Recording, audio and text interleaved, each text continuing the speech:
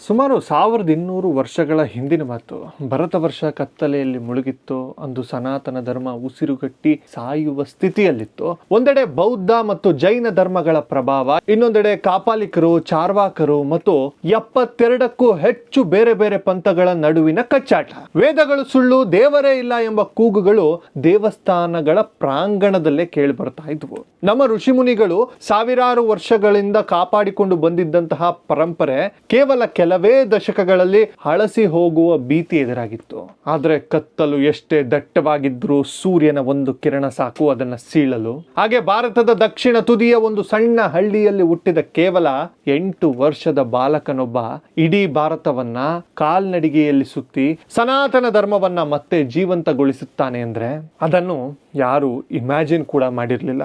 ಆ ಬಾಲಕನೇ ಶ್ರೀ ಆದಿಶಂಕರಾಚಾರ್ಯರು. ಇಂದು ನಾನು ನಿಮ್ಗೆ ಹೇಳಲು ಹೊರಟಿರುವ ಕತೆ ಕೇವಲ ಒಬ್ಬ ಸನ್ಯಾಸಿಯ ಕಥೆಯಲ್ಲ.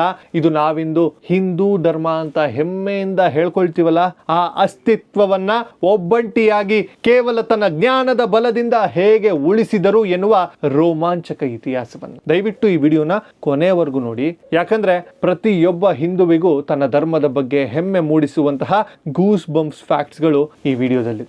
8ನೇ ಶತಮಾನದ ಹೊತ್ತಿಗೆ ಭಾರತದಲ್ಲಿ ವೇದಗಳ ಪಾವಿತ್ರತೆ ಮರೆಯಾಗ್ತಾ ಇತ್ತು. ಸಮಾಜದಲ್ಲಿ ಮೂಢನಂಬಿಕೆಗಳು ತಾಂಡವಾಡ್ತಾ ಇದ್ವು.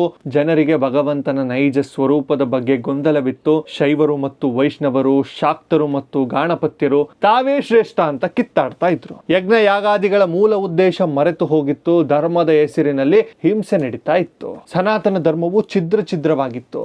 ಇಂಥ ಸಮಯದಲ್ಲಿ ಕೇರಳದ ಕಾಲಡಿ ಎಂಬ ಪುಟ್ಟ ಗ್ರಾಮದಲ್ಲಿ ಶಿವಗುರು ಮತ್ತು ಆರ್ಯಾಂಬೆ ಎಂಬ ದಂಪತಿಗಳಿಗೆ ಸಾಕ್ಷಾತ್ ಪರಮಶಿವನ ವರಪ್ರಸಾದವಾಗಿ ಜನಿಸಿದ ಮಗುವೆ ಶಂಕರ.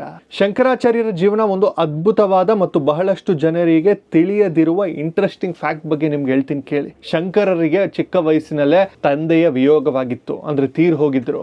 ವಯಸ್ಸಾದ ತಾಯಿ ಆರ್ಯಾಂಬೆ ಪ್ರತಿದಿನ ಪೂರ್ಣಾ ನದಿಗೆ ಹೋಗಿ ಸ್ನಾನ ಮಾಡಿ ಬರ್ತಾ ಇದ್ರು. ಒಂದಿನ ಬೇಸಿಗೆಯ ಬಿಸಿಲನ್ನ ತಡೆಯಲಾರದೆ ಸುಡು ಬಿಸಿಲಿನಲ್ಲಿ ನದಿಗೆ ನಡೆದು ಹೋಗುವ ತಾಯಿ ಸುಸ್ತಾಗಿ ಪ್ರಜ್ಞೆ ತಪ್ಪಿ ಬೀಳ್ತಾರೆ. ತನ್ನ ತಾಯಿಯ ಕಷ್ಟವನ್ನ ನೋಡಲಾಗದ ಆ ಪುಟ್ಟ ಬಾಲಕ ಶಂಕರ ಕಣ್ಣೀರಾಗ್ತಾ ದೇವರನ್ನ ಪ್ರಾರ್ಥಿಸ್ತಾನೆ. ನನ್ನ ತಾಯಿಗೆ ಪ್ರತಿ ದಿನ ನದಿಗೆ ಹೋಗಲು ಕಷ್ಟವಾಗ್ತಾ ಇದೆ, ದಯವಿಟ್ಟು ನದಿಯೇ ನಮ್ಮ ಮನೆಯ ಹತ್ತಿರ ಹರಿಯುವಂತೆ ಮಾಡುವಂತ ಬೇಡಿಕೊಳ್ತಾನೆ. ಮರುದಿನ ಬೆಳಿಗ್ಗೆ ಎದ್ದು ನೋಡುವಾಗ ಪ್ರಕೃತಿಯೇ ಆ ಬಾಲಕನ ಭಕ್ತಿಗೆ ತಲೆಬಾಗಿತ್ತು. ಹಿಂದಿನ ದಿನದವರೆಗೆ ದೂರದಲ್ಲಿ ಹರಿಯುತ್ತಿರುವ ಪೂರ್ಣಾ ನದಿ ತನ್ನ ದಿಕ್ಕನ್ನೇ ಬದಲಿಸಿ ಶಂಕರರ ಮನೆಯ ಹಂಗಳದ ಪಕ್ಕದಲ್ಲಿ ಹರಿಯಲು ಶುರು ಮಾಡಿತು. ವಿಜ್ಞಾನಕ್ಕೆ ಹಿಂದಿಗೂ ಸವಾಲಾಗಿರುವ ಈ ಘಟನೆ ಆ ಬಾಲಕನಲ್ಲಿದ್ದ ಅಗಾಧವಾದ ದೈವಿಕ ಶಕ್ತಿಯ ಮೊದಲೇ ಪರಿಚಯವಾಗಿತ್ತಾ ಅನ್ನೋದನ್ನ ಕೇಳ್ತಾ ಇದೆ. ಹಿಂದಿಗೂ ಕಾಲಡಿಯಲ್ಲಿ ನದಿ ಅದೇ ಜಾಗದಲ್ಲಿ ಹರಿತಿರೋದನ್ನ ನಾವು ನೋಡಬಹುದು. ಕೇವಲ 8ನೇ ವಯಸ್ಸಿಗೆ 4 ವೇದಗಳನ್ನ ಕರಗತ ಮಾಡಿಕೊಂಡಿದ್ದ ಶಂಕರರಿಗೆ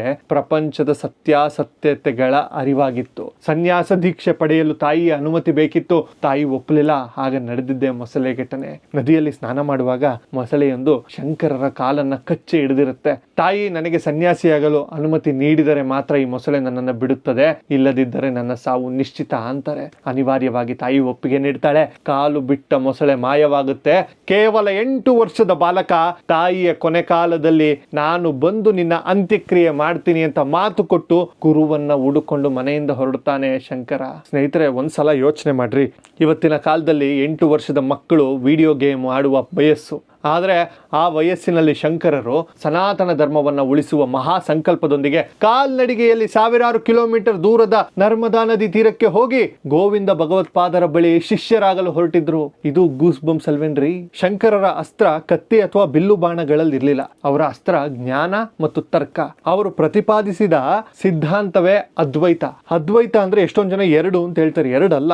ಅಂದ್ರೆ ಜೀವಾತ್ಮ, ನಮ್ಮೊಳಗಿನ ಆತ್ಮ ಮತ್ತು ಪರಮಾತ್ಮ ಬೇರೆ ಬೇರೆ ಅಲ್ಲ, 2 ಒಂದೇ. ಅಹಂ ಬ್ರಹ್ಮಾಸ್ಮಿ ಎಂಬ ಉಪನಿಷತ್ತುಗಳ ಸಾರವನ್ನ ಸರಳವಾಗಿ ಜನರಿಗೆ ಅರ್ಥೈಸಿದವರು. ಇದು ಯಾಕಷ್ಟು ಮುಖ್ಯವಾಯಿತು ಗೊತ್ತಾ? ಯಾಕಂದ್ರೆ ಆ ಸಮಯದಲ್ಲಿ ಜನರು ದೇವರನ್ನ ಹುಡುಕಿಕೊಂಡು ಎಲ್ಲೆಲ್ಲೋ ಹೋಗ್ತಾ ಇದ್ರು. ತಮಗಿಂತ ದೇವರು ಬೇರೆಯೇ ಇದ್ದಾನೆ, ಆತನನ್ನ ಒಲಿಸಿಕೊಳ್ಳಲು ಕಠಿಣವಾದ ಬಲಿ, ಮೂಢನಂಬಿಕೆಗಳು ಬೇಕು ಎಂದು ನಂಬಿದ್ರು. ಶಂಕರರು ಹೇಳಿದ್ರು, ನಿನ್ನೊಳಗೆ ದೇವರಿದ್ದಾನೆ, ನಿನ್ನ ಅಜ್ಞಾನದ ಪರದೆಯನ್ನ ಸರಿಸಿದರೆ ನೀನೇ ಆ ಪರಮಾತ್ಮನ ಅಂಶ ಅಂತ. ಇದು ಅಂದಿನ ಸಮಾಜ ಸಮಾಜದಲ್ಲಿ ಒಂದು ಬೌದ್ಧಿಕ ಕ್ರಾಂತಿಯನ್ನೇ ಸೃಷ್ಟಿಸಿತು. ಸನಾತನ ಧರ್ಮವನ್ನ ಮತ್ತೆ ಸ್ಥಾಪಿಸಲು ಶಂಕರರು ಇಡೀ ಭಾರತವನ್ನ ಸುತ್ತಿದ್ರು.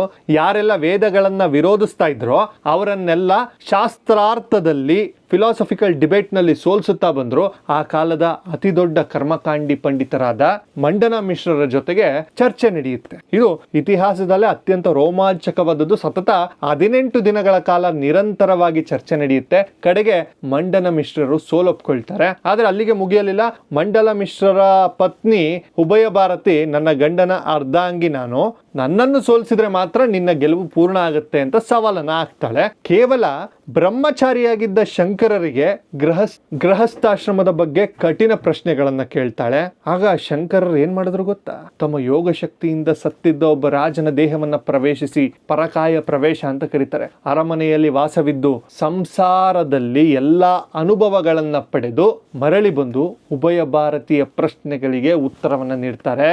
ತಾಯಿ ಸರಸ್ವತಿಯೇ ಶಂಕರರ ಜ್ಞಾನಕ್ಕೆ ತಲೆಬಾಗಿ ಅವರಿಗೆ ಪ್ರತ್ಯಕ್ಷರಾಗಿ ವರವನ್ನ ಕೊಡ್ತಾರೆ. ಅಂದ್ರೆ ಇದು ಹಿಂದೂ ಧರ್ಮದ ಬೌದ್ಧಿಕ ಶಕ್ತಿಯ ಪರಾಕಾಷ್ಠೆ. ಹಿಂದೂ ಧರ್ಮವನ್ನ ಒಗ್ಗೂಡಿಸಲು ಶಂಕರರು ಮಾಡಿದ ಮಾಸ್ಟರ್ ಸ್ಟ್ರೋಕ್ ಎಂದ್ರೆ ಪಂಚಾಯತನ ಪೂಜೆ. ಹಿಂದೂಗಳಲ್ಲಿ ಶಿವ, ವಿಷ್ಣು, ದೇವಿ, ಸೂರ್ಯ, ಗಣೇಶ ಹೀಗೆ 5 ಪ್ರಮುಖ ದೇವರನ್ನ ಪೂಜಿಸುವಂತಹ ಪಂಥಗಳಿದ್ವು ಆ ಕಾಲದಲ್ಲಿ. ಇವರ ನಡುವೆ ಜಗಳ ಕೂಡ ಆಗ್ತಾ ಇತ್ತು. ಶಂಕರರು ಹೇಳಿದ್ರು ಎಲ್ಲವೂ ಒಂದೇ, ಪರಮಾತ್ಮನ ಬೇರೆ ಬೇರೆ ರೂಪಗಳು, 5 ದೇವರುಗಳನ್ನ ಒಟ್ಟಿಗೆ ಪೂಜಿಸಿ ಅಂತ ಪಂಚಾಯತನ ಪೂಜೆಯನ್ನ ಪರಿಚಯಿಸಿದ್ರು. ಇದರಿಂದ ಹಿಂದೂ ಧರ್ಮದಲ್ಲಿದ್ದ ಆಂತರಿಕ ಕಚ್ಚಾಟ ನಿಂತು ಹೋಯಿತು.